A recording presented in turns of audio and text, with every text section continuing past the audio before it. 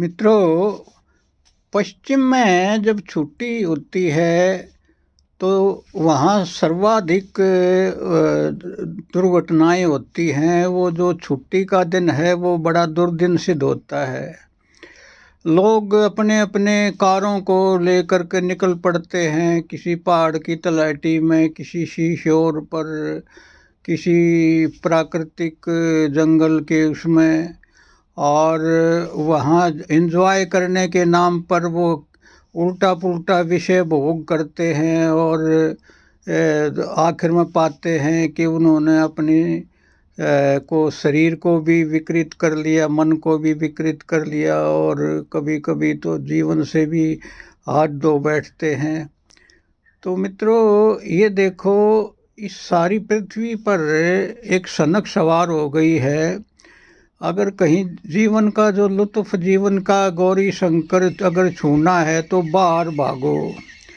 और बाहर भागने के लिए आपके पास साधन चाहिए, पैसा चाहिए, और ये तब भी कोई कुछ उल्टे ही आदमी एक मुश्किल में पड़ जाता है।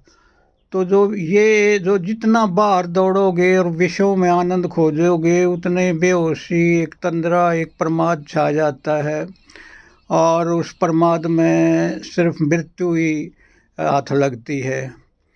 तो आदमी को ये कब समझ में आएगा कि आनंद बाहर इंद्रियों और मन के विषयों की तरफ दौड़ने से नहीं, बल्कि मन और इंद्रियों से ऊपर उठकर अपने भीतर केंद्र में प्रतिष्ठित होने में है। ये बात बहुत देर में, कई जन्मों के घिसने पिटने के बाद समझ में आती है।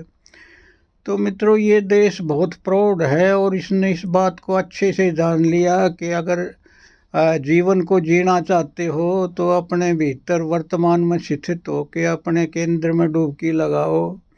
लेकिन ये जो पश्चिम की जो हवा ऐसी चली है कि हमारी हम नाम मात्र को भारतीय हैं, नाम मात्र को पूर्व में पैदा हुए हैं, लेकिन पश्चिम का रंग हर एक के मनोमस्तिष्क में चढ़ गया है। तो कुछ समझदार आदमी हैं जो घिस-पिट के और इंद्रियों के सुख में ढूंढ के सारा जीवन बिता दिए, और आखिर में समझ में आई कि नहीं, गलत रास्ता था, अब हम अपने भीतर मुड़े। तो मित्रों, अभी समय आ गया है कि आनंद अगर खोजते हो तो अपने अंतर में खोजो, और जीवन को एंजॉय करना चाहते हो तो बाहर नहीं, भीतर की यात्रा करो, अंतर यात्रा पे जाओ। जय हो, जय हो।